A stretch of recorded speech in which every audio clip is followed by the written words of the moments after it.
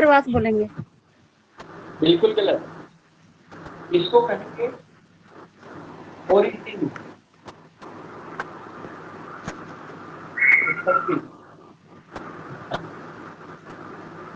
Mic off कीजिए आप लोग।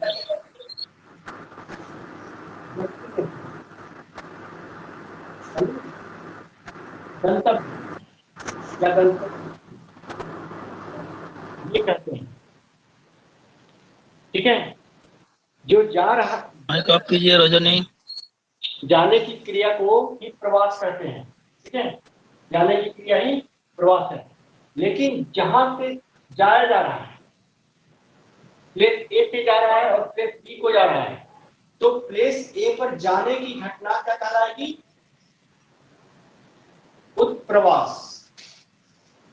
और प्लेस बी पर पहुंचने की घटना क्या कहलाएगी? आप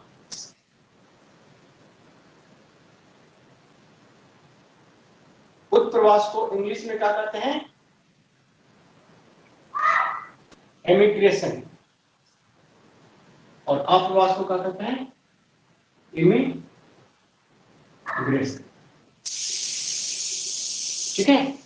इमिग्रेशन और इमिग्रेशन, इसी को इमिग्रेशन को आउट माइग्रेशन, सॉरी इन माइग्रेशन और आउट माइग्रेशन।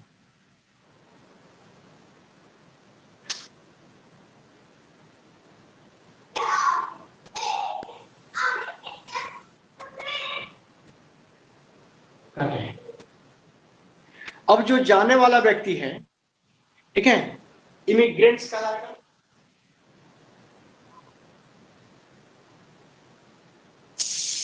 और पहुंचने वाला जो व्यक्ति है वो इमिग्रेंट्स कहलाएगा। और जो जाने वाला व्यक्ति है इमिग्रेंट्स कहलाएगा, ठीक है। तो इमिग्रेशन और इमिग्रेंट, इमिग्रेशन और इमिग्रेंट, इमिग्रेशन और इमिग्रेंट, ठीक है, ये चीजें होती हैं। तो पहले इसको जान लीजिए। दूसरी बात ये होती है कि जितने व्यक्ति जाते हैं उसमें से कुछ व्यक्ति लौट के भी आते हैं। तो जाने की धारा करेंट, और जो लौट के आते हैं उसको कहते हैं काउंटर करेंट, प्रतिधारा। धारा और प्रतिधारा दोनों का विकास होता है उन दोनों स्थानों के बीच। उत्पत्ति और गंतव्य के बीच जाने और आने की धारा का विकास होता है। जाने की धारा धारा कहलाती है और आने की धारा प्रतिधारा कहलाती है। करंट एंड काउंटर करंट जैसे महासागरों में चलते हैं। अगर 100 जाएंगे तो 10 लौट के भी आएंगे। दिल्ली से रांची जाने वाली गाड़ी में रोज इधर से भर के लोग जाते हैं, और दिल्ली से भी देखोगे तो रोज उधर से गाड़ी भर के आते हैं। कुछ आधे रास्ते में उतर जाते हैं और कुछ अंतिम में जाकर रांची में उतरते हैं।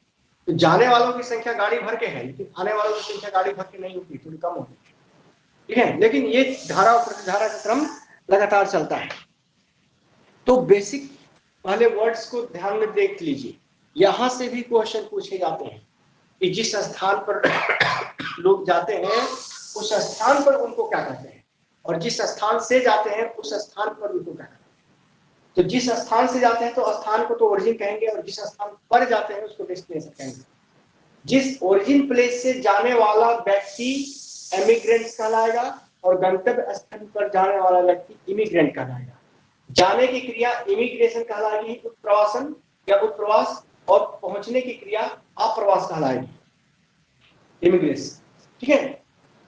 तो ये चीजें देख लीजिए। इसके बाद अब चलते हैं कि प्रवास के संदर्भ में प्रवास के कारण क्या है।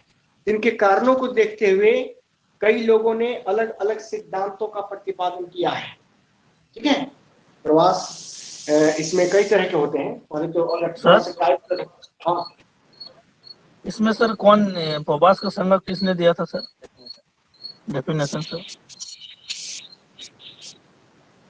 प्रवास का डेफिनेशन हर कोई दे सकता है, तुम भी दे सकते हो, ठीक है। प्रवास के कारण बहुत लोगों ने बताया है, उस पर सिद्धांत बहुत लोगों ने दिया है, ठीक है। और प्रवास सीधी सी बात है, किसी एक ओरिजिन स्थल से किसी दूसरे गंतव्य स्थल पर, अभी तो तुम लोगों ने बताया था जाने जी सर। जाने की घटना को प्रवास करते हैं। बहुत सीधी सादी डिफिनेशन है, इसमें कुछ भी अलग नहीं जोड़ा गया है। ठीक सर है, कोई माइक ये ऑन किया होगा, प्रवास, थोड़ा बोलिए ना बंद करने के लिए सर। माइक ऑफ करने के लिए कौन कौन माइक ऑन किया है भाई?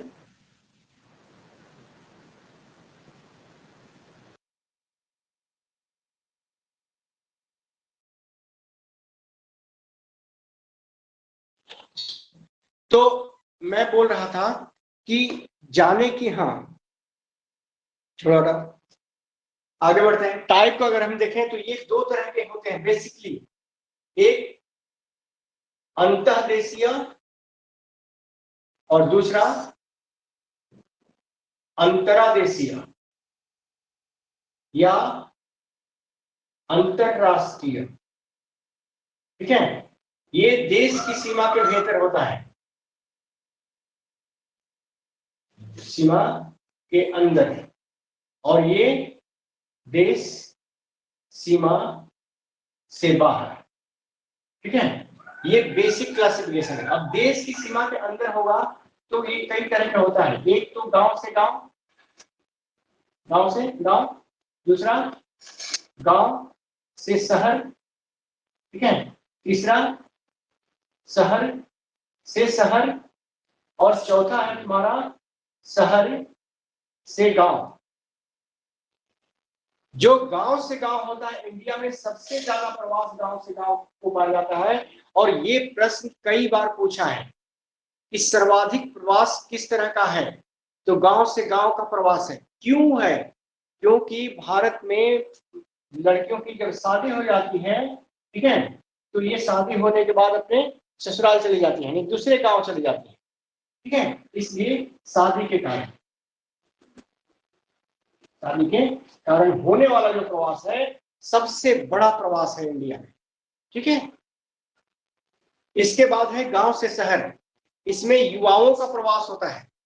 ठीक है, युवाओं का प्रवास सबसे ज्यादा होता है, और यह प्रवास जो है यह रोजगार की तलाश में सबसे ज्यादा होता है। इसके अलावा शिक्षा और स्वास्थ्य भी इसमें शामिल है।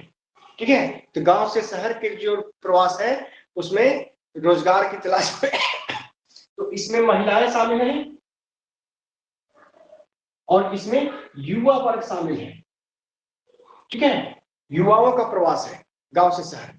इसी तरह से युवाओं के प्रवास में ही या फिर बेहतर रोजगार की तलाश में ये शहर से शहर प्रवास, ये भी रोजगार से रोजगार या व्यवसाय से जुड़ा हुआ प्रवास है। ठीक है, और शहर से गांव का जो प्रवास होता है जीवन की अंतिम अवस्था का प्रवास होता है। लोग काम करके अपनी पूरी आयु, मतलब कि काम कर चुके होते हैं, और जब काम से रिटायरमेंट पाते हैं तो शहर छोड़ के फिर गांव में आ जाते हैं। यह वृद्धावस्था का प्रवास कर सकते हैं। ठीक है, वृद्धावस्था का प्रवास इसको कर सकते हैं। तो ये भारत में या अन्य देशों में भी इस तरह के पाए जाते हैं, लेकिन भारत में जिस तरह से गांव में होने वाला प्रवास है, शादी के कारण सबसे बड़ा प्रवास है। और जहां तक मुझे याद है, यह प्रवास लगभग पूरे प्रवास का 80% अकेले है। 80% माइग्रेशन महिलाओं का होता है और शादी के बाद होता है, दूसरे गांव में चली जाती है। ठीक है, ये सबसे बड़ा प्रवास है। और यही कारण है कि ये क्वेश्चन कई कई बार पूछा है, आपसे भी पूछ सकता है कि भारत में किस तरह के प्रवास सर्वाधिक होते हैं, तो गांव से गांव। क्यों होते हैं? शादी के कारण। लड़कियों की शादी हो जाती है और अपने ससुराल यानी दूसरे गांव चली जाती है। ठीक है, तो ये अंतर्देशीय प्रवास है, देश की सीमा के भीतर होता है।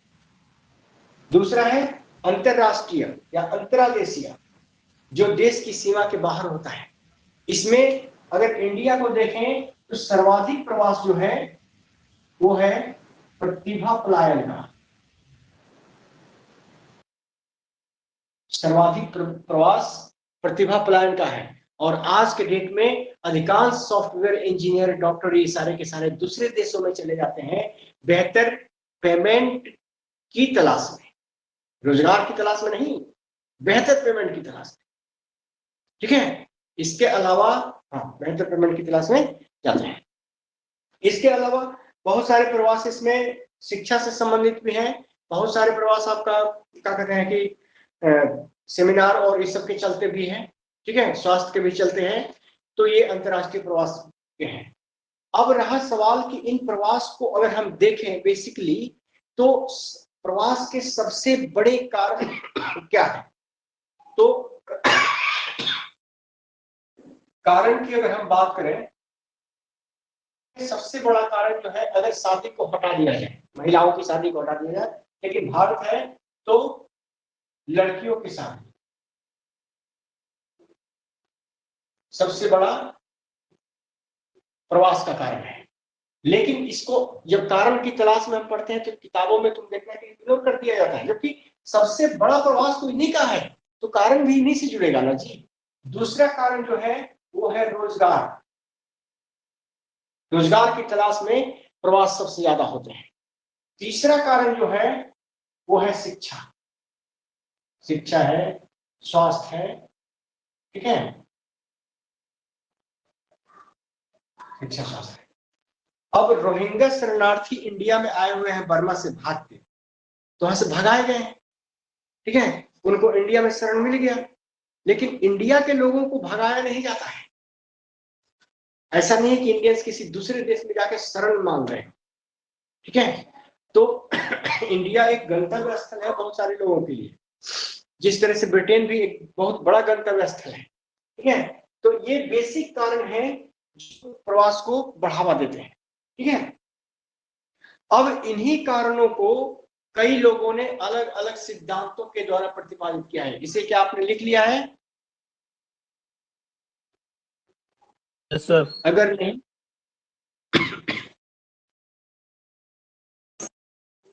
सर थोड़ा सा बाकी है सर। ठीक है, मैं थोड़ा और आगे कर देता हूं, देख लीजिए अच्छे से और पूरा कर लीजिए। 1 मिनट रुकता हूं।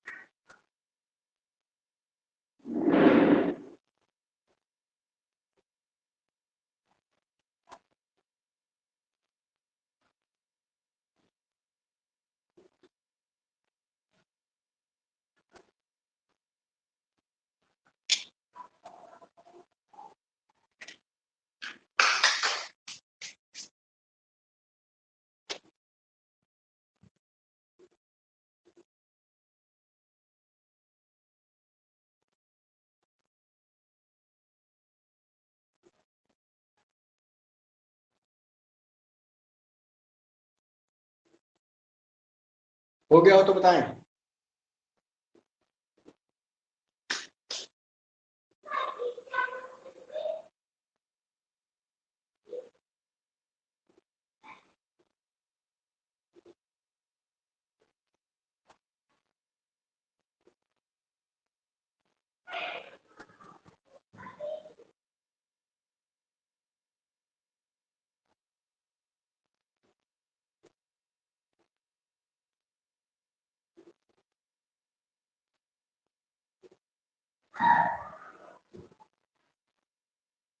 यस सर, हो गया।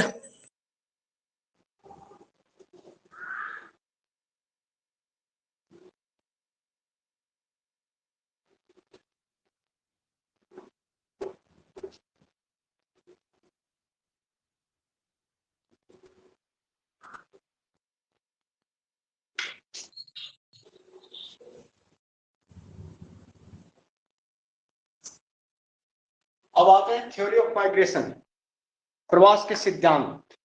तो इसमें कई सिद्धांत कई लोगों ने दिए हैं। सबसे पहला जो सिद्धांत है वो है ली मॉडल ऑफ माइग्रेशन।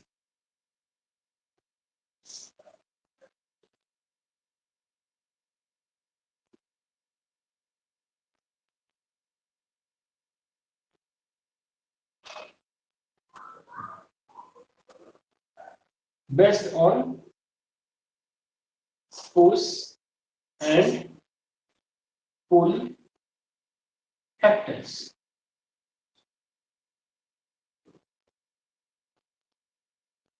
अपकर्ष व प्रतिकर्ष कारकों पर आधारित ये ली का माइग्रेशन मॉडल है। अपकर्ष सर और प्रतिकर्ष कारकों पर। पुश सर इंग्लिश में थोड़ा बता दीजिए sir, push and pull factors. हाँ, डाप तो लिखा है, ठीक है जी सर। हाँ। दूसरा हिंदी में है सर क्या नीचे में सर? अपकर्ष और प्रतिकर्ष।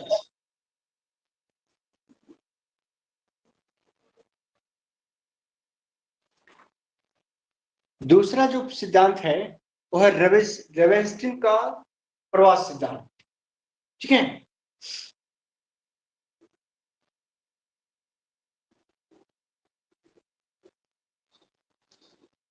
तो सबसे पहले तो रेवेंस्टीन ने ही दिया था, ये 2 नंबर में लिख लीजिएगा, 1 नंबर में लिख लीजिए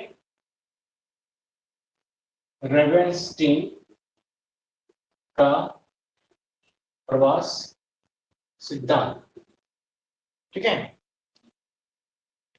और रेवेंस्टीन ने जो प्रवास सिद्धांत दिया था उसमें कम से कम 8 फैक्टर भी दिए थे। ये प्रवास सिद्धांत 8 फैक्टर पर आधारित था। पहला जो था वो था आपका प्रवास और दूरी। प्रवास, दूसरा जो था, ठीक है, वो था धारा और प्रतिधारा। धारा और प्रतिधारा। तीसरा जो था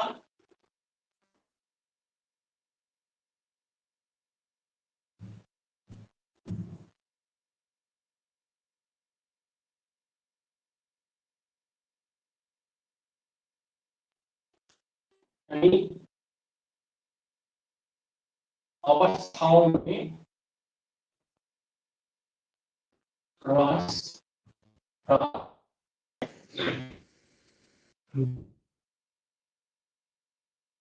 वो था आपका ग्रामीण नगरीय अंतर।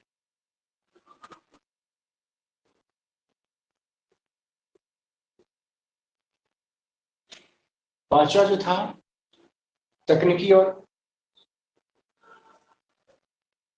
स्थानांतरण।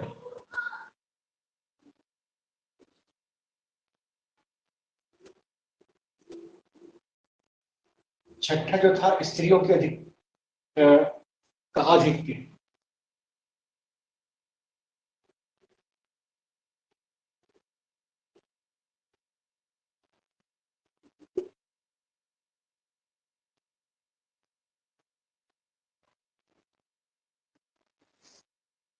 प्रवास के प्रेरक तत्व। और आठवां जो था वो था आपका साथी दिया था, ठीक है।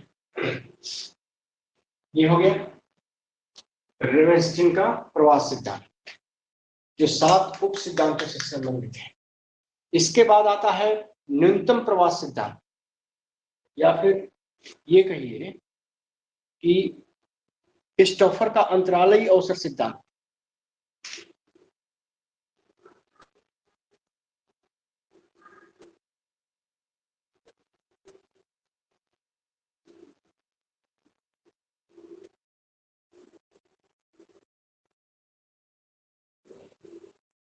या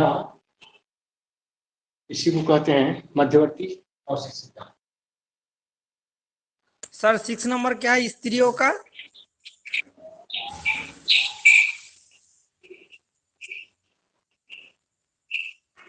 स्त्रियों की अधिकता आधिक्य, स्त्रियों का आधिक्य। माइक ऑफ करो, जयंत माइक ऑफ करो।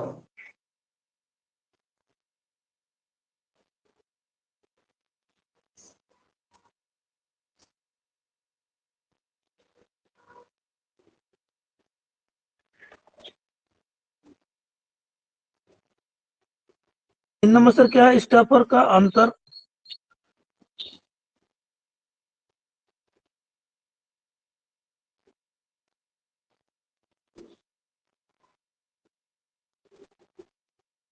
माइक ऑफ कीजिए।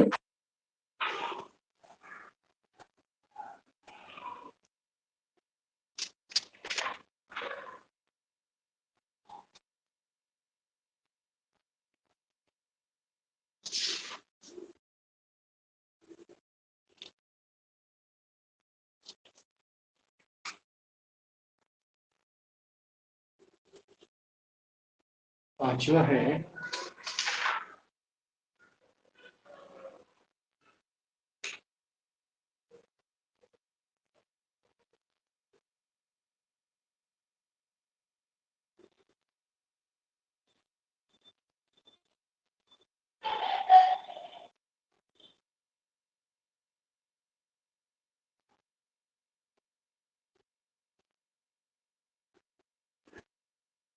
सर 4 नंबर क्या है मेमो गूंजना सर क्या है?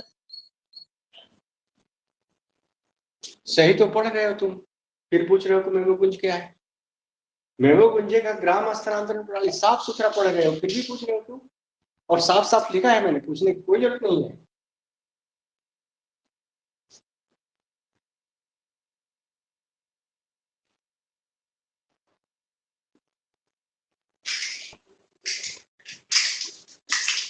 हिमालय, अरे साफ सुथरा पढ़ रहे हो फिर तुम पूछ रहे हो क्या है। नहीं सर थोड़ा चलो। डाउट यही लग गया था। नहीं, कोई डाउट नहीं है, मैं फिर बोल दूंगा तो उसमें मिला लेना, ठीक है।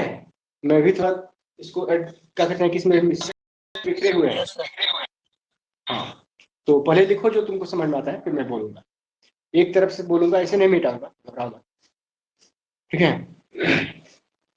जेलेंस्की हो गया, उसके बाद क्या बचा है?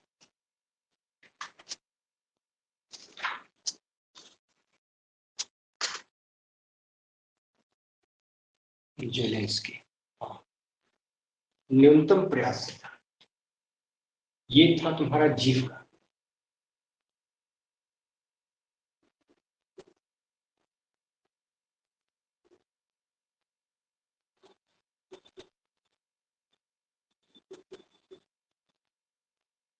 लिस्ट एफोर्ट थ्योरी ऑफ जीव, अंतरालीय अवसर इंटरवेनिंग अपॉर्चुनिटी,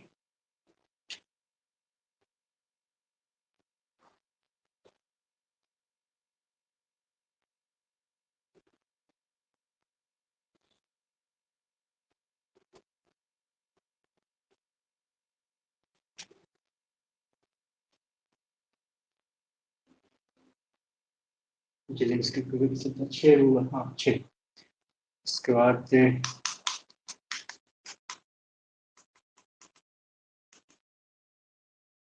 स्टोफर,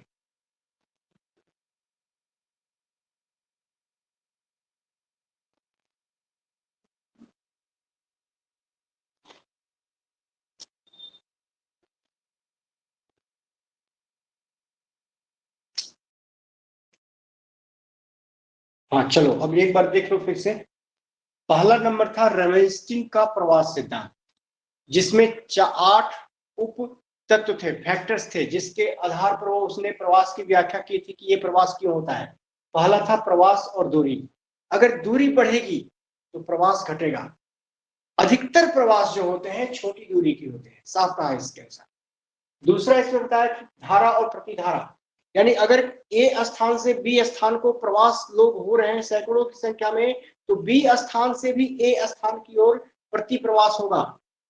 जब प्रवास का समय खत्म हो जाएगा तो वो लोग फिर लौट के ए स्थान की ओर आते हैं, इसी को प्रति प्रवास कहते हैं, ठीक है। इसी तरह से दूसरी बात कि अवस्थाओं में प्रवास होता है। प्रवास एक ही बार में सारे लोगों का नहीं हो जाता है। एक साल मान लो कि 50 लोग गए, अगले साल 60 लोग 70 लोग गए, फिर उसके बाद 80 लोग गए। इसके बाद धीरे धीरे पता चलता है कि अब लोगों के जाने की संख्या कम होने लगी है, क्योंकि अधिकतर लोग तो चले ही गए हैं और वो लोग जो कमाई भेजते हैं उसके आधार पर यहाँ के लोग काफी आराम से रह रहे हैं, सुकून से रह रहे हैं। तो अब प्रवास की धीमी गति जो होगी थोड़ी धीमी हो जाएगी, फिर नया जनरेशन आएगा, आवश्यकता होगी तो जाएगा। तो ये अवस्थाओं में प्रवास का होना। ग्रामीण नगरीय अंतर, ग्रामीण से ग्रामीण प्रवास सबसे ज्यादा होता है, लेकिन ग्रामीण से नगर प्रवास उसके अपेक्षा कम पाया जाता है। और प्रत्येक ग्राम और नगर के बीच होने वाले प्रवास में भी अंतर होता है। अब मान लो कि रांची गांव से दिल्ली शहर में जाने वाले लोगों की संख्या ज्यादा है, लेकिन जमशेदपुर गांव से दिल्ली जाने वाले लोगों की संख्या थोड़ी कम मिलेगी। इसी तरह से तुम्हारा अन्य क्या कहते हैं कि अब मान लो कि इस और भीतर का कोई इंटीरियर गांव है, वहां से दिल्ली जाने वाले और भी कम हो जाएंगे। तो इस तरह से ग्रामीण नगरीय अंतर हमेशा मिलता है। इसी तरह से तकनीकी स्थानांतरण, ठीक है। तो तकनीकी स्थानांतरण जो होती है, तकनीकी क्या लिखा है, तकनीकी और वह स्थानांतरण, अगर तकनीकी विकास ज्यादा होता है, औद्योगिक प्रगति ज्यादा होती है तो प्रवास होती है, स्थानांतरण बढ़ता है, ठीक है। ये बातें उन्होंने कही। इसी तरह से स्त्रियों की अधिकता, अधिकतर देशों में, भारत ही नहीं बल्कि अन्य देशों में भी ये देखा गया है कि शादी के बाद लड़कियां अपने हस्बैंड के घर चली जाती है। तो इस तरह के प्रवास लगभग हर जगह पाया जाता है, भारत में सबसे ज्यादा पाया जाता है, ठीक है। तो प्रवास में स्त्रियों की अधिकता ज्यादा होती है। इसके अलावा प्रवास के प्रेरक तत्व भी प्रवास को करवाने में सहायक होते हैं। अब इससे मान लो कि यहाँ पर गृह युद्ध छिड़ जाए, यूक्रेन से सारे भारतीय जो गए थे पढ़ने, वो सारे के सारे दौड़ के पैदल चल के पार करके आ गए, क्योंकि वहां तो जान का खतरा हो गया था, भागो नहीं तो मारे जाओगे। तो ये प्रवास रिटर्न हुआ प्रतिधारा के रूप में, लेकिन उसी पथ से नहीं हुआ, ये किसी तरह से जान बचा के पहुंचे हैं, ठीक है, लेकिन रिटर्न आ गए। तो इस तरह से प्रवास के प्रेरक तत्व तो यहाँ से जाना, बेहतर शिक्षा सुविधा थी इसलिए गए थे, उनको उम्मीद था कि हम ज्यादा बढ़िया डॉक्टर बन के आएंगे, ठीक है, इसलिए प्रवास हो गया। लेकिन जब युद्ध की स्थिति हो गई तो फिर वो लौट के आ गए। तो इस तरह से बहुत सारे ऐसे कारक हैं। कहीं रोजगार की तलाश से, रोजगार की सुविधा है जिसके चलते वो जाते हैं, कहीं स्वास्थ्य बेहतर स्वास्थ्य की सुविधा है, जिससे लोग, बहुत सारे लोग बंगलोर चले जाते हैं अपना इलाज कराने के लिए, चेन्नई चले जाते हैं, बहुत लोग दिल्ली पहुंच जाते हैं, ठीक है, बहुत लोग गांव से शहर आ जाते हैं, 2-4 दिन रहते हैं तब जाते हैं इलाज करा के। तो ये इस तरह से कई प्रेरक तत्व हैं जो प्रवास को प्रभावित करते हैं या प्रेरित करते हैं। तो यहां तक लिखने में कोई दिक्कत नहीं है आपको, आगे बढ़िए। तीसरा है स्टोफर का अंतरालयी अवसर या मध्यवर्ती अवसर सिद्धांत, ठीक है। अंतरालयी अवसर सिद्धांत जो स्टोफर ने दिया था, ये उसने कहा था कि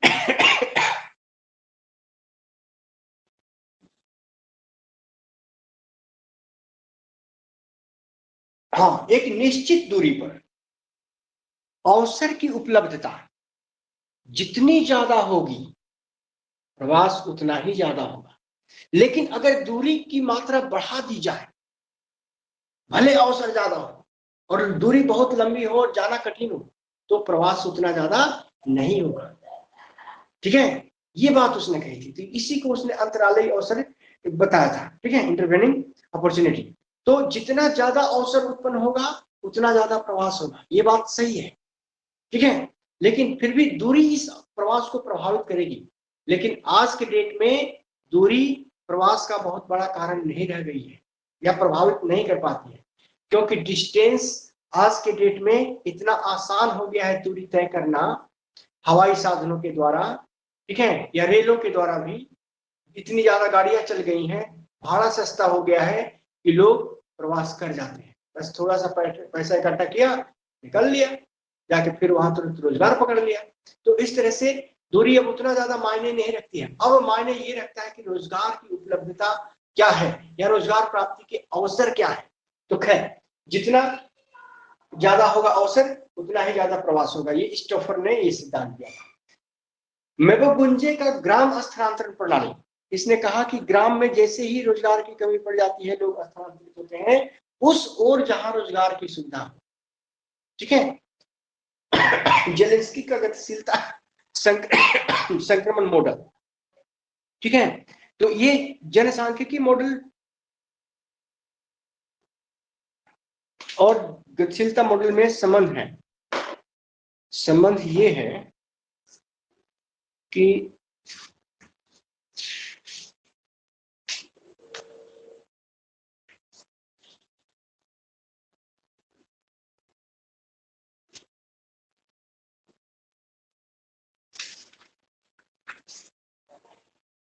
हाँ, उसने कहा कि प्रवास की क्रिया को बहुत सारे कारक प्रभावित करते हैं, जिसमें आर्थिक क्रियाकलाप का संकेंद्रीकरण सबसे महत्वपूर्ण भूमिका निभाता है। गतिशीलता संक्रमण मॉडल में आर्थिक क्रियाकलापों का संकेंद्रण सबसे महत्वपूर्ण भूमिका निभाता है। जितनी ज्यादा आर्थिक क्रियाकलाप किसी स्थान पर विकसित होगी, उस स्थल पर बाहर के क्षेत्रों से उतने ही लोग इमिग्रेंट्स के रूप में आएंगे, अप्रवासी के रूप में आएंगे। इसी तरह से दूरी जितनी कम होगी उतना ही ज्यादा माइग्रेशन होगा, दूरी जितना बढ़ेगी कम माइग्रेशन होगा। ठीक इसी तरह से परिवहन और संचार के साधनों का विकास अगर ज्यादा होगा तो प्रवास भी ज्यादा होगा।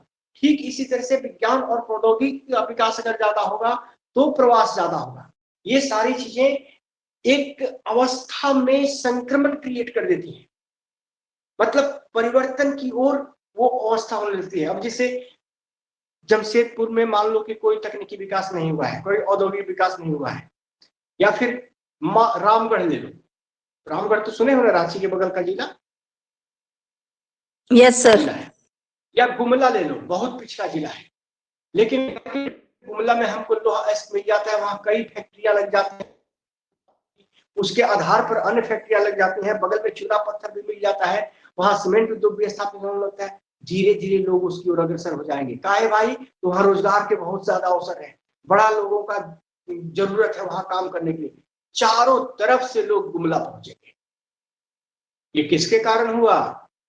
विज्ञान और प्रौद्योगिकी के विकास के कारण, संसाधनों की खोज के कारण, नए उद्योगों की स्थापना के कारण, नई आर्थिक क्रियाओं के संकेंद्रण के कारण। तो ये कारण है। इसी को, ये सारे की सारी चीजें मिलके उसके विकास में एक संक्रमण पैदा कर दिया, आगे की ओर बढ़ने का, और ज्यादा आर्थिक केंद्र बनने का, बड़ा से बड़ा केंद्र बनने का। और यही संक्रमण के दौर में उस क्षेत्र में सबसे ज्यादा प्रवास हुआ। लेकिन एक सीमा के बाद प्रवास कम हो जाए, क्योंकि एक क्षेत्र में लोगों को संभालने की, रखने की, सुविधाएं उपलब्ध कराने की एक क्षमता हो। क्षमता से बाहर अगर लोग उपस्थित होंगे, अधिक लोग उपस्थित होंगे, तो वहां के पारिस्थितिकीय वातावरण पर प्रभाव पड़ेगा। शहरी वातावरण प्रभावित होगा, शहरी पारिस्थितिकी प्रभावित होगी। Ground water and other resources, air, water and, तीनों प्रभावित होने लगेंगे, उस पर भार बढ़ने लगेगा। ये चीजें होती है। खैर, इसको हम आगे देखेंगे, फिलहाल आगे बढ़ते हैं। मॉडल यही कहता है। अब आ जाइए जीफ का न्यूनतम प्रयास सिद्धांत।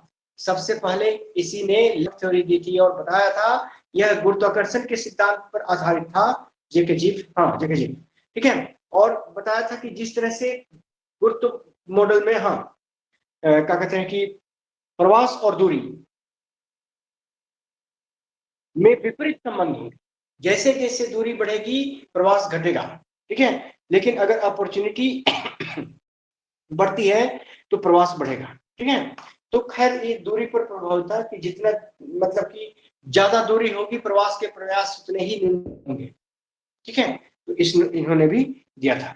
इसके अलावा स्टुअर्ट ने आपका प्रवास के बारे में बताया था, दो शहरों के बीच में ठीक उतना ही प्रवास होने वाली जनसंख्या की गतिशीलता दोनों शहरों की जनसंख्या के गुणनफल के समानुपाती और दोनों शहरों के बीच की दूरी के वर्ग के व्युत्क्रमानुपाती होगा।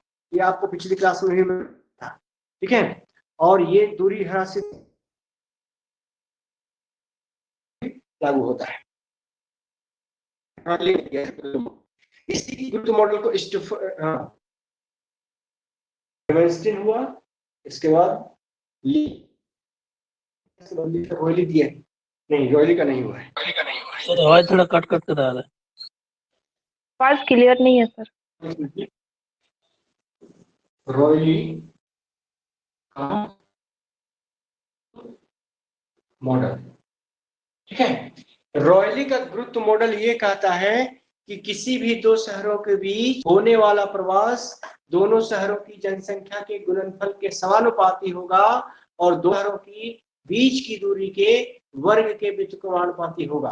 यानी दूरी बढ़ेगी तो प्रवास घटेगा, ठीक है, और दोनों शहरों की जनसंख्या जितनी ज्यादा होगी उसके बीच होने वाला प्रवास उतना ही ज्यादा होगा।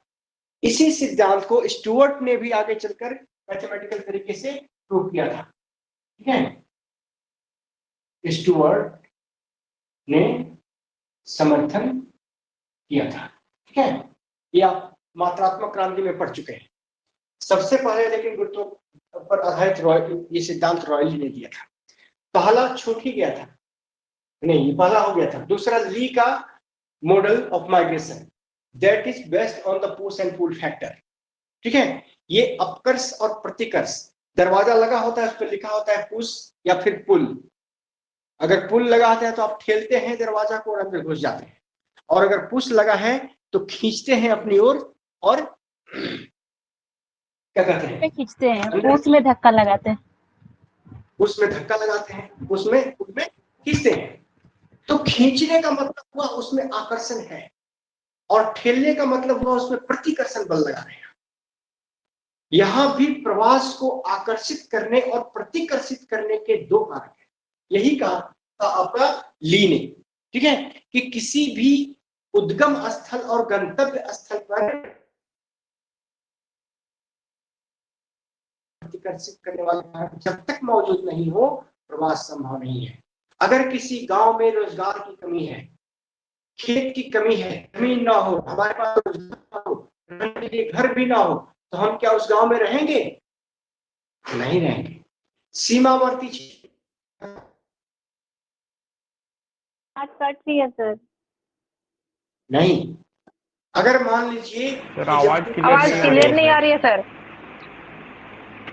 सर बहुत डिस्टर्ब हो रहा है सर। तो मैं क्या कर सकता हूँ?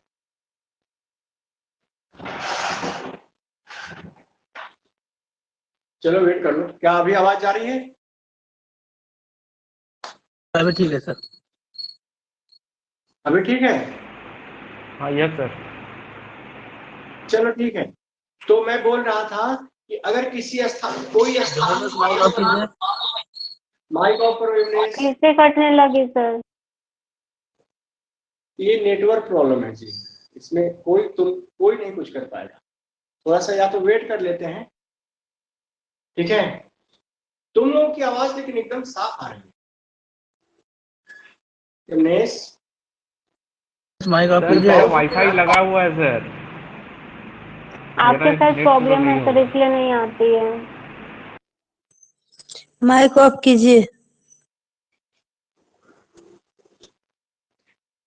माइक ऑफ कीजिए। आवाज जा रही है अभी? सब लोग पिंक कर लीजिए ना, पिंक करने से सबको केवल सर का केवल वीडियो दिखेगा, बाद बाकी लोग जो बोलेंगे वो नहीं दिखाई देगा। पिंक कर लीजिए। पिंक करना पड़ेगा क्या? हाँ हाँ कर लीजिए, उससे डिस्टरबेंस नहीं होगी।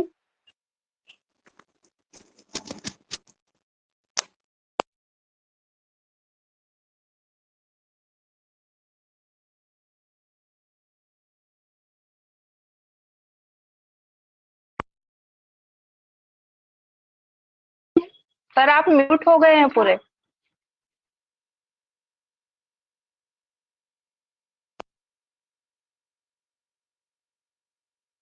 सर आवाज नहीं आ रही सर सर। आपकी आवाज सुनाई नहीं दे रही है। बिल्कुल।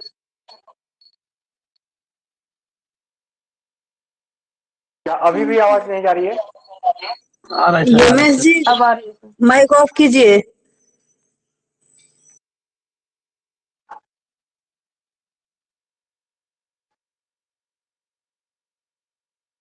सारे लोगों के माइक ऑफ है।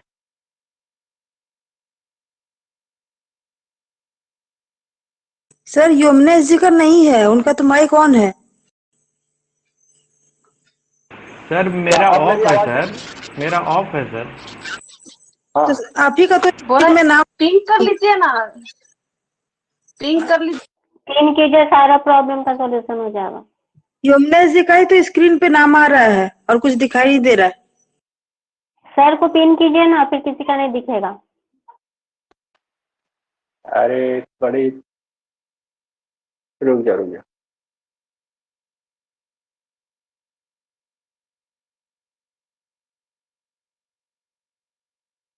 यमुने सर के वहां जाकर पिन कर दीजिए, सर का आ जाएगा। सर अभी मेरा जा रही तो आवाज? ऑफ किया सर, आप तो देख सर सकते हैं सर कौन और किसका ऑन है किसका ऑफ यमुना है। जी का सिर्फ माइक है। चलो अब ठीक है, यमुनेश का माइक ऑफ है। हाँ तो आवाज आ रही है ना? Yes sir. ठीक है, मैं बोल रहा था कि ली का जो माइग्रेशन मॉडल है ये पुश और पुल फैक्टर पर आधारित है। इन्होंने साफ कहा कि जो ओरिजिन प्लेस है, माइग्रेशन के उत्पत्ति स्थल है, वहां पर प्रतिकर्ष कारक काम करते हैं और जो गंतव्य स्थल है वहां पर आकर्षण करने वाला तो माइग्रेशन होता है। कोई एक अगर काम करे तो भी माइग्रेशन होता है, दोनों काम करे तो माइग्रेशन।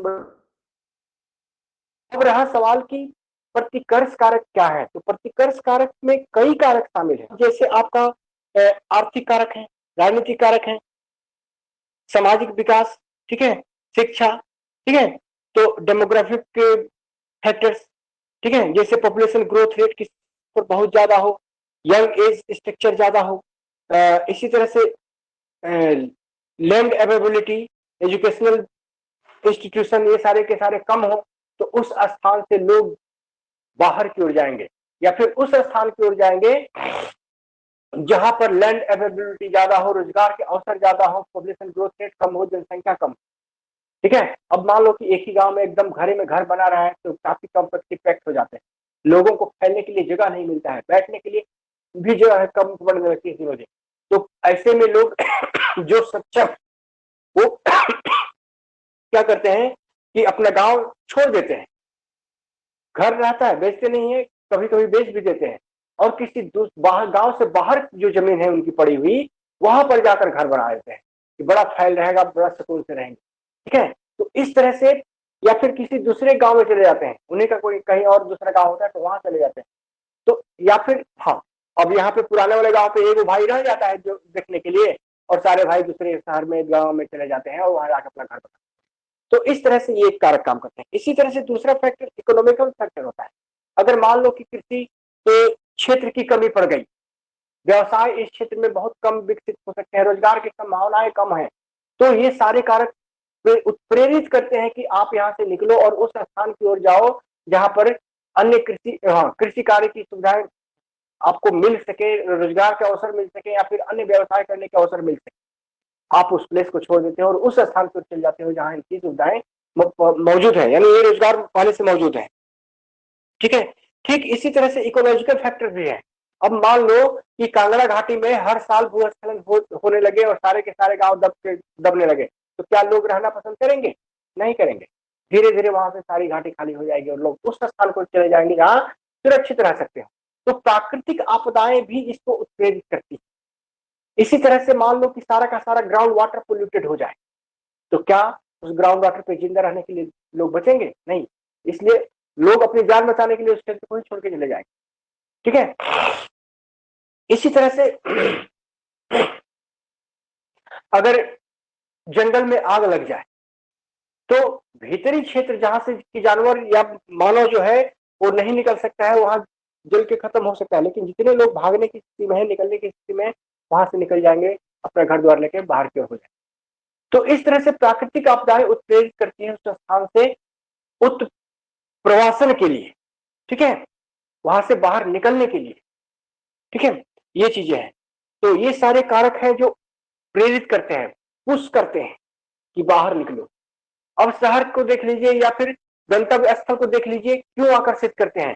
क्योंकि गंतव्य स्थल में अगर मान लीजिए कि सस्ती जमीन मिल जाए, कृषि करने योग्य भूमि मिल जाए, जल की उपलब्धता हो, रोजगार के अवसर हो, बेहतर जीवन यापन के अवसर हो, सामाजिक स्टेटस ऊंचा हो, ठीक है, वैज्ञानिक और तकनीकी और वैज्ञानिक प्रगति बहुत ज्यादा हुई हो, ठीक है, तो ये सारे शिक्षा, बेहतर इंस्टीट्यूशन और एजुकेशनल इंस्टीट्यूशन हो, बेहतर हेल्थ फैसिलिटीज हो, ठीक है, तो इस तरह की सुविधाएं जब किसी स्थान पर मौजूद होती है तो उसके चारों ओर के लोग उसको पाने के लिए उस क्षेत्र में आकर धीरे धीरे बसना स्टार्ट कर देते हैं।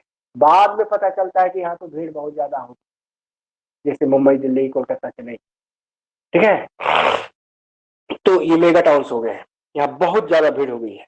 फिर भी रोजगार के अवसर अभी भी कम नहीं पड़े हैं और लोग अभी भी जा रहे हैं, ठीक है, तो भीड़ के बावजूद भी यहाँ इसलिए जा रहे हैं क्योंकि रोजगार के अवसर अभी भी मौजूद हैं। सामाजिक विकास का स्तर ऊंचा है, ठीक है, वैज्ञानिक और प्रौद्योगिकी विकास बहुत ज्यादा हो रहा है, ठीक है, कंस्ट्रक्शन वर्क बहुत ज्यादा हो रहे हैं, इंफ्रास्ट्रक्चर डेवलपमेंट अभी भी बहुत ज्यादा है, ठीक है, ये सारी चीजें हैं। बेहतर एजुकेशनल सेंटर्स हैं, बेहतर इंस्टीट्यूशन है, एडमिनिस्ट्रेटिव व्यवस्था यहाँ की अच्छी है, इसलिए लोग जा रहे हैं। तो इसको आपने लिख लिया होगा। तो ये प्रमुख कारण रहे हैं।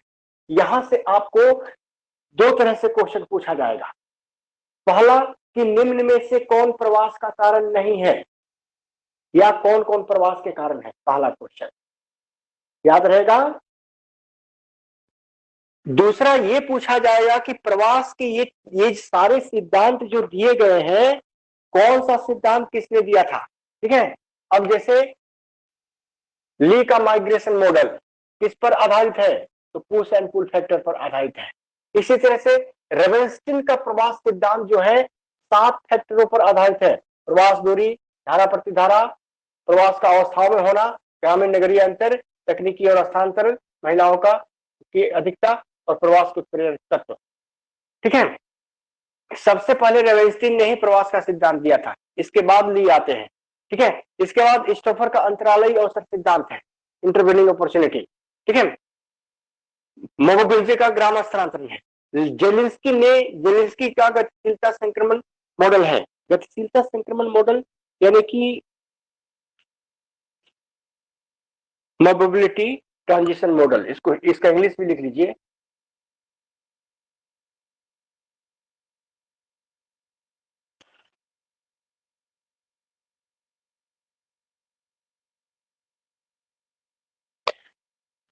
ठीक है, सर एक बार बोल दीजिए क्या लिखा है सर इंग्लिश में। मोबिलिटी ट्रांजिशन मॉडल, ठीक है।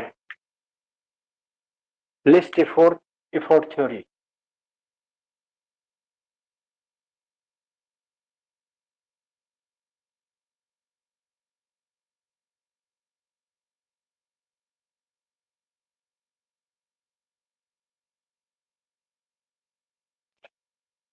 ग्रेविटी मॉडल रॉयली का,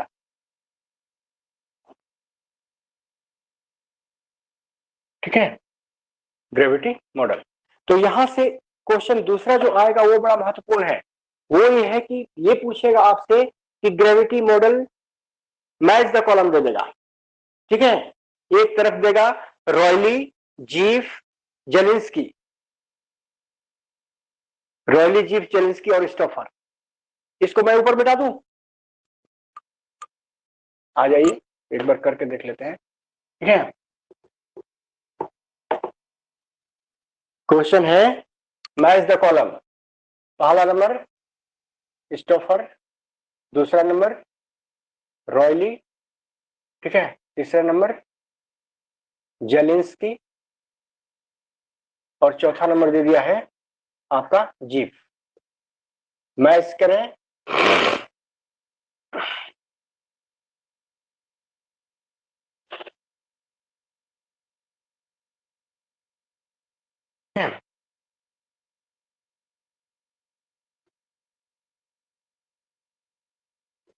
न्यूनतम प्रयास सिद्धांत। दूसरा है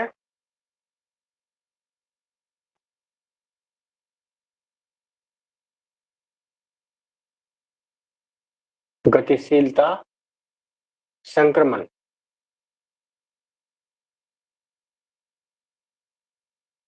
गुरुत्व मॉडल, और चौथा है आपका अंतरालयी अवसर। अब कौन सा सही आंसर होगा?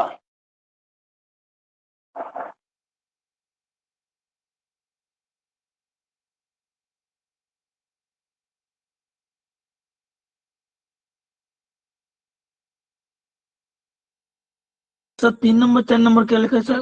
भूतक मॉडल है क्या?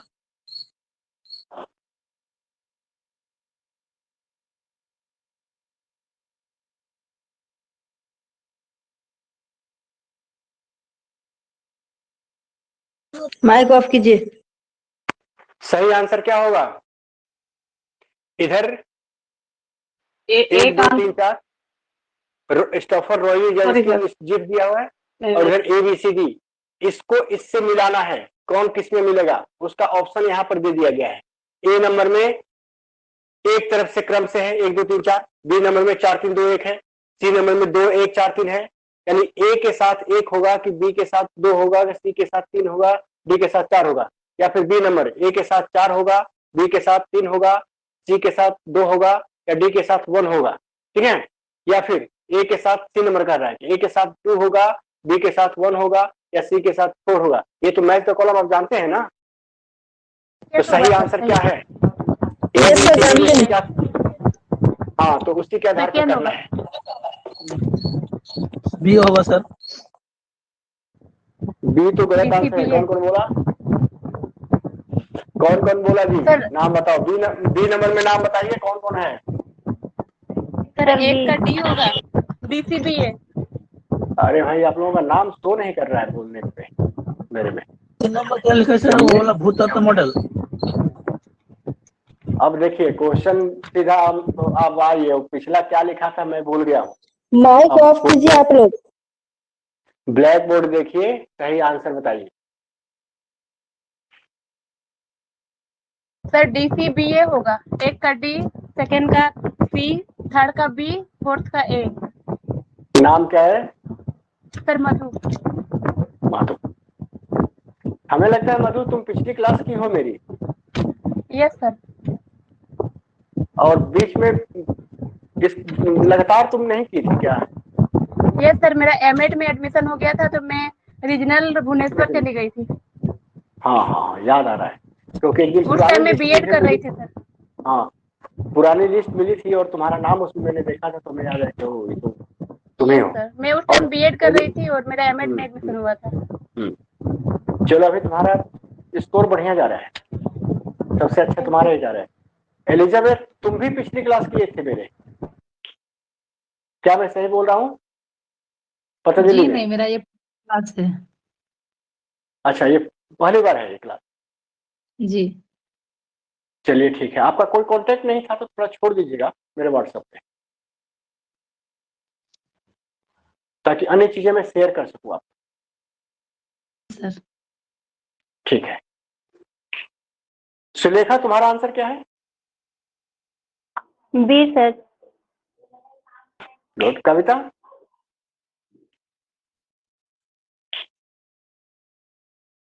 सर नहीं आ रहा है कविता। सुन था?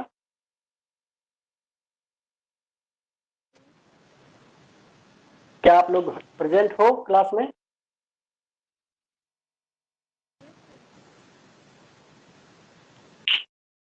गलत बात है सर बी आंसर है सर। कौन बोला? अरे डी आंसर नहीं है, बी आंसर है। यस सर, बी ही बोले सर। बी तो सर हम बोले थे पहले सर। सर बी ही बोले sir, Priyanka. Sir B sir. अभी तो गलत मुझे करना था ना। ठीक है, तो बी जी आंसर यही है। और एक बात जान लीजिए कि ये क्वेश्चन बहुत संभावना है कि इस बार एग्जाम में पूछे, क्योंकि पिछली बार नहीं पूछा है। ठीक है, तो क्वेश्चन ऐसे आएंगे यहाँ पे। ठीक है, ये क्वेश्चन बहुत बहुत संभावना है कि यही क्वेश्चन आ जाए जो यहाँ ब्लैक बोर्ड पे आप देखते हैं। अगर ये इसी तरह से नहीं भी आता है तो इसमें 4 क्वेश्चन शामिल हैं और वो एक एक करके पूछ सकता है, सिंगल करके नहीं, लेकिन आएगा जरूर, इतना याद रखें। दूसरा, इस प्रवास में से क्वेश्चन ये आता है कि सबसे ज्यादा इंडियंस किस देश में जाके बसे हैं? बता सकता है कोई? हाँ जी सर। सबसे ज्यादा इंडियन किस देश में जाके बसे हैं? USA sir. Canada. Dubai sir, Canada Dubai. Sir. Dubai कौन सर, बोला जी बीच में? Sir Canada. दुबई कौन सर बोला? Priyanka sir. Priyanka. USA sir. USA कौन बोला? रजनी सर। तो अमेरिका। यमनेश तुमने क्या, देखो तुम्हारा नाम बराबर शो कर रहा है, एक्चुअली वहां पे बोलने वाला का नाम शो करता था, लेकिन कंटिन्यू तुम्हारा ही नाम शो कर रहा है।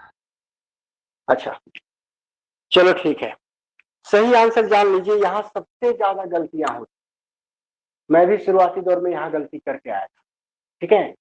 यहाँ सब सही आंसर ये है कि सबसे ज्यादा भारतीय जो है यूएई, संयुक्त अरब ऑफ अमीरात जाते हैं। कुल माइग्रेशन का मतलब, कुल माइग्रेशन में से 3.5 मिलियन माइग्रेशन जो है इसी कंट्री को होती है, ठीक है, मिलियन, ठीक है, इसलिए ये पहले स्थान पे है। सर स्क्रीन में तो यमुनेश जी का ही सब दिख रहा है सर, आपका स्क्रीन दिखता नहीं है। यमुनेश जी का दिख रहा है सर। यमनेश सही करो स्क्रीन जी। सर मैं तो माइक ऑफ कर लेता हूँ सर बोलने के बाद। नहीं माइक सर, आप एक बार तुम मेरे स्क्रीन पे तो उन्हीं का ही नाम दिख रहा है। जमुना थोड़ा ये कर लीजिए, एक बार हटा करके फिर ज्वाइन निकल कीजिए। गए। हाँ चलो चलो हो गया, अब आएगा सही हो जाएगा। सही है, अभी दिख रहा है सबको, सारे लोगों को दिख रहा है? Yes sir, yes sir, yes sir. चलिए ठीक, ठीक है ठीक। तो आइए दूसरा जो है वो है यूएई। यूएई सबसे बड़ा है, इसके बाद है यूएस, संयुक्त राज्य अमेरिका। यहां जाने वालों की संख्या 2.0 है कि 9 है, क्या है जी? 2.0 है, ठीक है। सर, इसके बाद है, हाँ सर एक बार मैप में हमको संयुक्त अरब अमीरात किस जगह पे है सर, बता दीजिए ना। बता दूंगा। सऊदी अरबिया तीसरे स्थान पर है 1.9 मिलियन के साथ। चौथे स्थान पर है आपका कुवैत,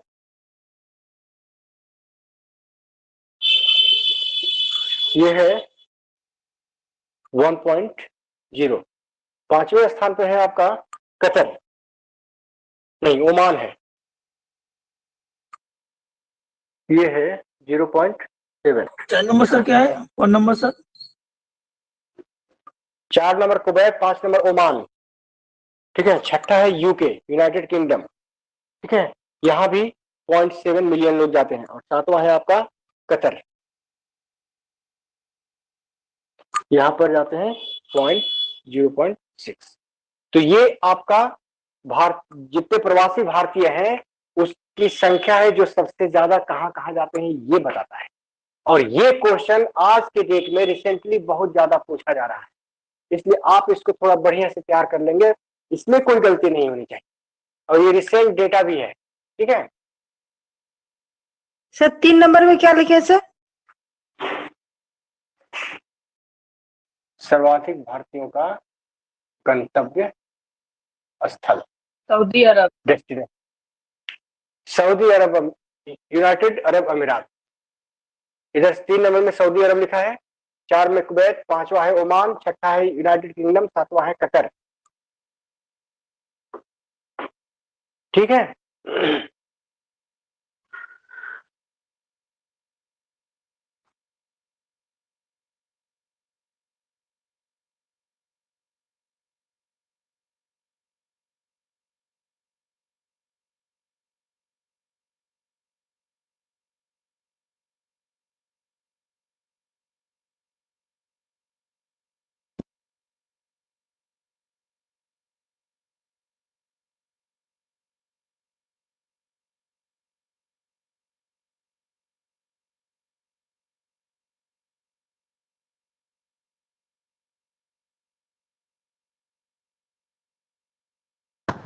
सर सऊदी अरब का कितना है?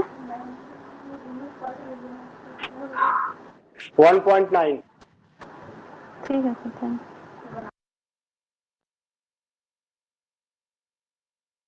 सर लास्ट में क्या लिखे हैं? 7। Qatar, Qatar Qatar 0.6। तो इसमें लिख लीजिए कि अंतर्राष्ट्रीय प्रवास में भारत अंतर्राष्ट्रीय प्रवासियों की उत्पत्ति का सबसे बड़ा देश है। सीधा लिखिए, भारत अंतर्राष्ट्रीय प्रवासियों की उत्पत्ति का सबसे बड़ा देश रहा है।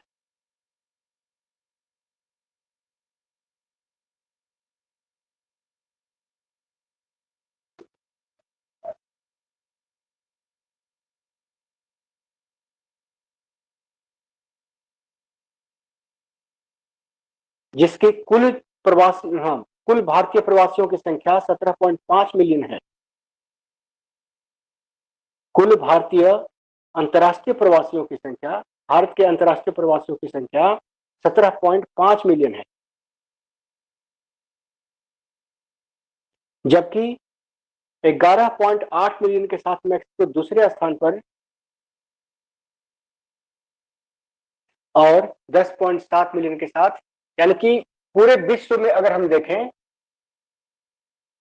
विश्व में प्रवास, तो पहले स्थान पर जो बोले उसको लिख रहे हैं। विश्व में प्रवास को अगर हम देखें तो माइक ऑफ करो सर, और एक बार बोलिए तो। पहला है भारत। सर और एक बार बोलिए, और यमुनेश जी का ही स्क्रीन में दिख रहा है। मैं वही लिख रहा हूं, लिख लो, ठीक है। भारत की संख्या, भारत का मतलब स्थान यमुनेश जी आप स्क्रीन से हटिए ना। ऊंचा है। दूसरा है मैक्सिको, और तीसरा है चीन। मैक्सिको है 11.8 है, और चीन जो है वो है 10.7। हाँ, क्या बोल रहे थे? अंतर्राष्ट्रीय प्रवास में सबसे ज्यादा संख्या भारतीयों की है जो 17.5 मिलियन है, ठीक है, 17.5 मिलियन। दूसरा स्थान मैक्सिको का है, ठीक है, दूसरा स्थान मैक्सिको का है, और तीसरा 10.7। हाँ 10.7 चीन। तो ये भी तुमसे पूछा जा सकता है कि विश्व में सबसे ज्यादा प्रवासी किस देश से जाते हैं, तो इंडिया से जाते हैं। दूसरे स्थान में मैक्सिको है और तीसरे स्थान पे चाइना है, ठीक है।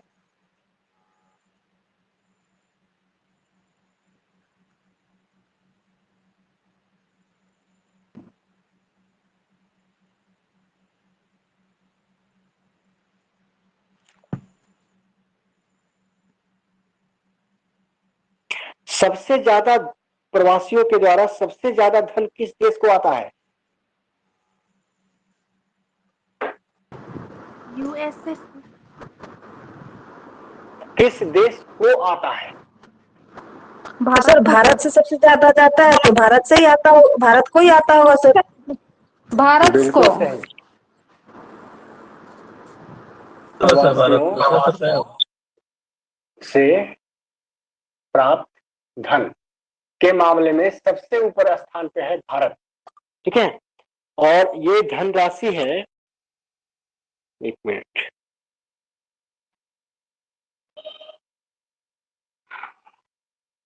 विदेशों से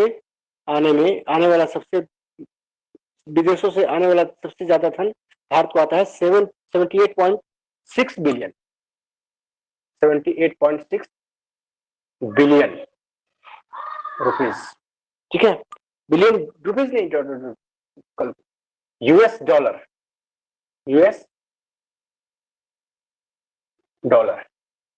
ठीक है।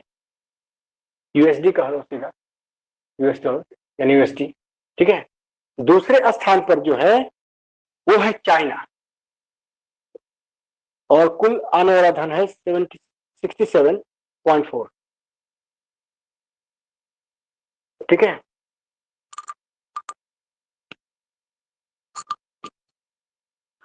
तो ये रहा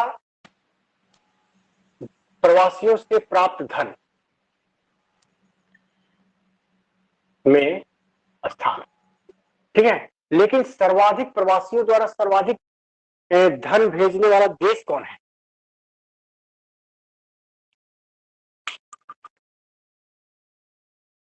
सर सर्वाधिक, चमक रहा है, क्या लिखे हैं ऊपर? मिलियन, बिलियन की?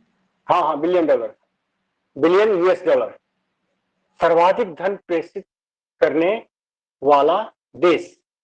सबसे ज्यादा देश प्रवासियों, कौन सा देश है जो प्रवासियों के माध्यम से उनके देश में धन भेजता है? तो पहले स्थान पे है यूएसए, संयुक्त राज्य अमेरिका। ये जो धन भेजता है उसकी राशि है 44.4 नहीं 68 billion dollar, 68 billion US dollar. दूसरे स्थान पर आता है यूएई, संयुक्त अरब अमीरात, और संयुक्त अरब अमीरात द्वारा भेजी गई धनराशि जो है, ठीक है, वो है 44.4 मिलियन। और तीसरे स्थान पर आता है सऊदी अरब, 36.1 मिलियन।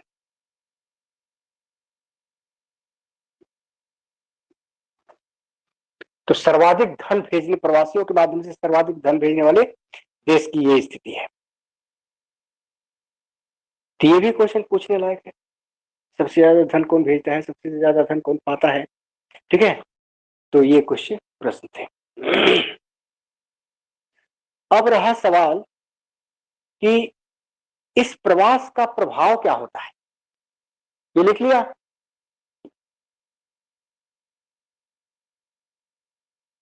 Yes sir.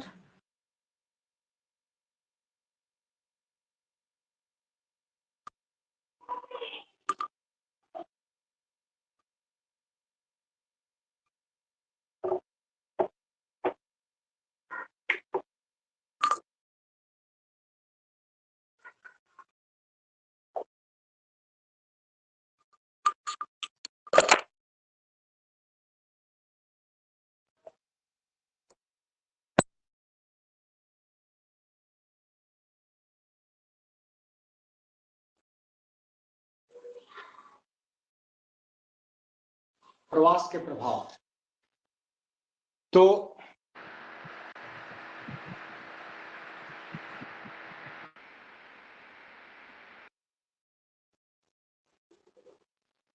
इसके दो तरह के गुणात्मक और मात्रात्मक प्रभाव पड़ते हैं, ठीक है।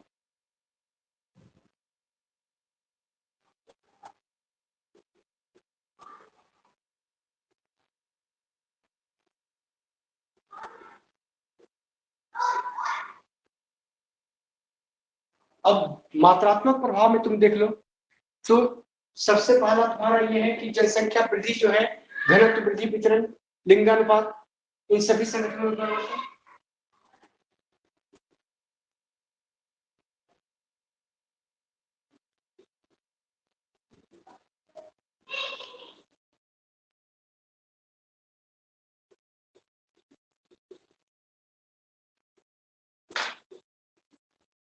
सभी में परिवर्तन आ जाता है, पहली बात। अगर इसमें परिवर्तन आता है तो इसका प्रभाव ये होता है कि सामाजिक आर्थिक विकास की अवस्था में परिवर्तन आना।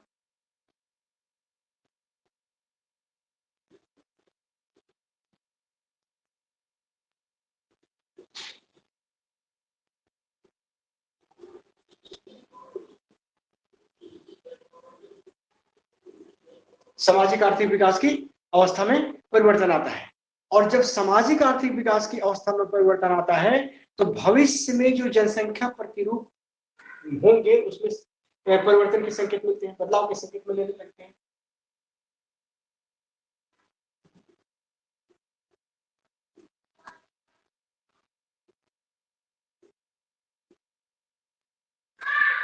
सर वृद्धि के बाद क्या है, चमक रहा है वहां पर?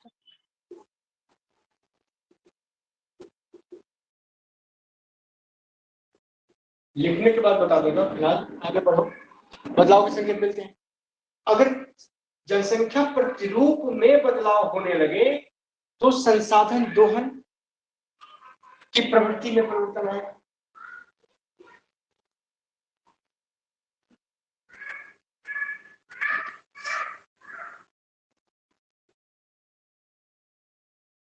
ठीक है, प्रवृत्ति में परिवर्तन आएगा। और इस तरह से संसाधन दोहन की अगर प्रवृत्ति में परिवर्तन आज आ गया तो उसका सीधा प्रभाव उद्गम क्षेत्र यानी प्लेस ऑफ ओरिजिन के परिस्थिति में परिवर्तन आएगा। उद्गम स्थल के पारिस्थितिकी में परिवर्तन ये हो, तो ये तुम्हारा मात्रात्मक परिवर्तन है। दूसरी तरफ गुणात्मक परिवर्तन की अगर हम बात करें तो देख लो, मैं एक बार फिर से बोल रहा हूं। पहला, हाँ, इसमें सबसे पहले मात्रात्मक परिवर्तन यह होता है कि जनसंख्या घनत्व वृद्धि, वितरण, लिंगानुपात, इन सभी गुणों में परिवर्तन आते हैं। इसका प्रभाव यह होता है कि सामाजिक आर्थिक विकास की अवस्था में परिवर्तन आता है। इस परिवर्तन के कारण भविष्य में जनसंख्या प्रतिरूप में बदलाव के संकेत मिलने लगते हैं।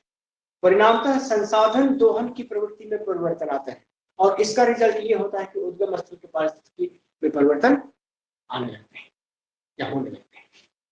ये मात्रात्मक था, ठीक है। गुणात्मक की ओर चलें तो गुणात्मक परिवर्तन में सबसे पहला परिवर्तन जो आता है वो है सामाजिक सांस्कृतिक परिवर्तन का, भाषागत परिवर्तन का। वेशभूषा, खान पान, रहन सहन, यानी पूरी की पूरी लाइफ स्टाइल जो है वो बदल जाती है। तो लास्ट में किया है, इस लास्ट वाला लाइन बता दीजिए सर। उद्गम स्थल के पारिस्थितिकी में परिवर्तन।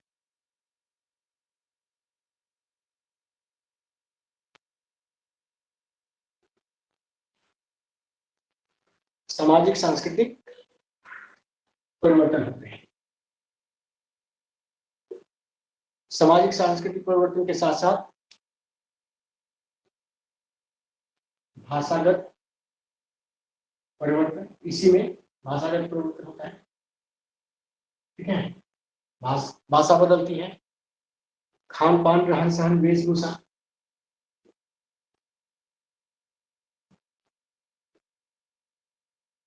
रहन सहन, वेशभूषा, ठीक है।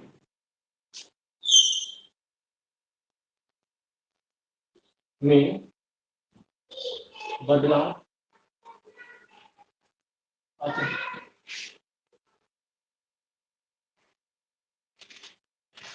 इसका रिजल्ट ये होता है कि जाति धर्म सब प्रभावित होता है।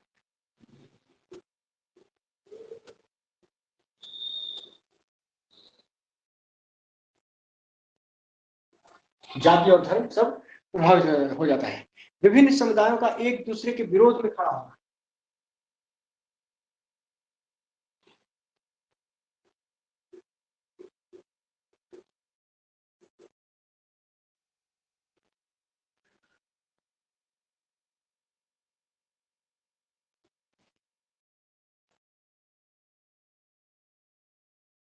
एक दूसरे के विरोध में खड़ा होना।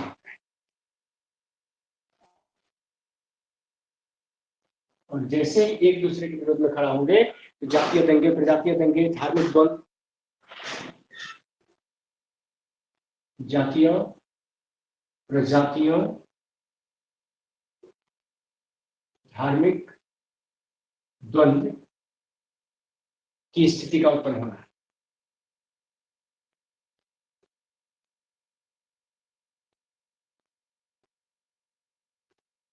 ये घटना होती है और इस तरह से सामाजिक राजनीतिक उथल पुथल, अनिश्चितता की स्थिति का उत्पन्न होना।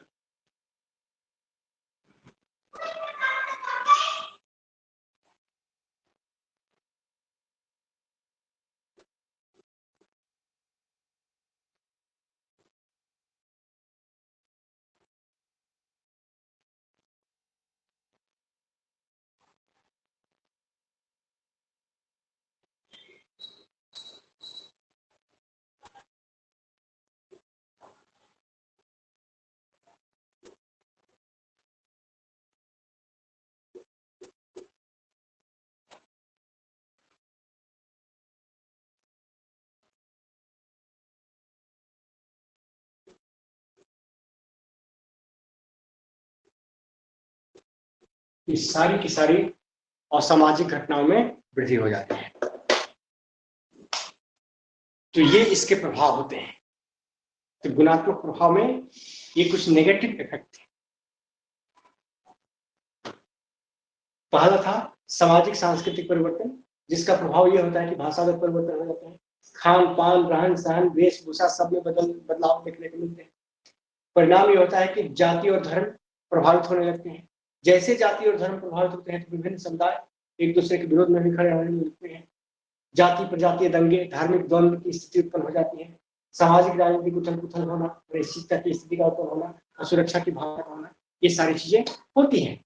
लेकिन कुछ नए प्रभाव भी होते हैं। ये हो गया, ये तो सामाजिक। सर थोड़ा सा रुकिए सर, थोड़ा सा। चलो ठीक।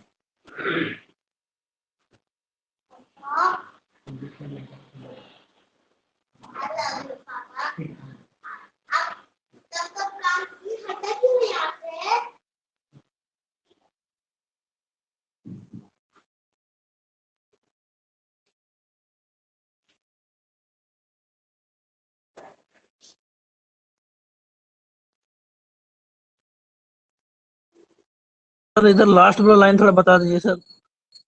सामाजिक राजनीतिक उथल पुथल होना, अनिश्चितता की स्थिति उत्पन्न होना, असुरक्षा की भावना का उत्पन्न होना।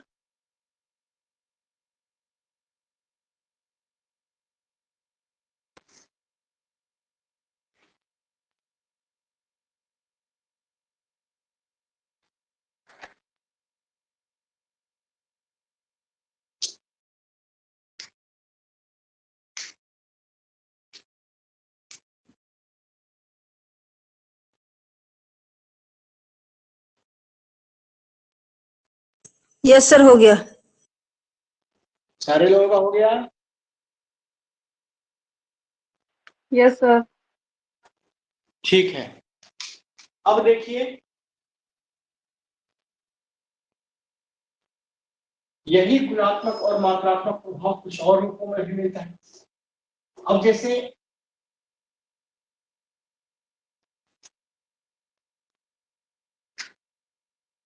इसको हम गुणात्मक और मात्रात्मक प्रभाव को दो स्थान पर दिखाने की कोशिश करें। पहला है आपका प्लेस ऑफ ओरिजिन और डेस्टिनेशन, यानी गंतव्य और उत्पत्ति। उत्पत्ति स्थल पर तो आपने देखा कि जनांकिकीय परिवर्तन बहुत सारे आते हैं। ठीक है, जनघनत्व घट जाता है। ठीक है, अगर यहां से प्रवास हो तो जनघनत्व में कमी, सेक्स रेशियो में वृद्धि, अनुपात बढ़ता है, स्त्रियां ज्यादा रह जाती हैं, पुरुष कम हो जाते हैं। ठीक है, ये चीज देखिए, देखते हैं जनसंख्या में एक और मात्रात्मक अंतर। लेकिन दूसरी तरफ यही चीजें उलट जाती हैं इस स्थान पर आकर, जनघनत्व में वृद्धि, और यहां भी सेक्स रेशियो, मतलब कि females are greater than males, लेकिन यहां पर यही स्थिति उलट जाती है, males are greater than females. ये होता है, ये तो होता है। अब देखिए इकोनॉमी, तो यहाँ पर इकोनॉमी बहुत खराब थी। यहाँ पर रोजगार के अवसर बड़े कम थे, कृषि क्षेत्र अब नहीं मिल रहे थे काम करने के लिए। यहाँ पर रोजगार के अवसर में वृद्धि होती है, तो कमाता यहाँ पे है और सारी मुद्रा भेज देता है यहाँ पर, तो अर्थव्यवस्था में सुधार तो होता है, लेकिन आर्थिक विकास कहाँ होता है? यहां पर पाया जाता है। ठीक है, फिर से उसके घर वाले खेत पे जाके नए तरीके से खेती करना स्टार्ट कर देते हैं, मकान बनाने लगते हैं, बच्चों का स्कूलिंग बढ़िया होने लगता है, स्वास्थ्य पर खर्चा होने लगता है, खेलने पे खर्चा होने लगता है, मनोरंजन पे खर्चा होने लगता है। ये सारी मतलब की चीजें होती हैं। अर्थव्यवस्था में यहाँ भी सुधार होता है, उसी के आए पैसे से। लेकिन आर्थिक विकास जेन्युइन यहाँ दिखता है, क्योंकि ये दिन रात काम कर रहा होता है, दोनों जगह बातें बराबर ही होती हैं। ठीक है, ठीक इसी तरह से यहां पर आपको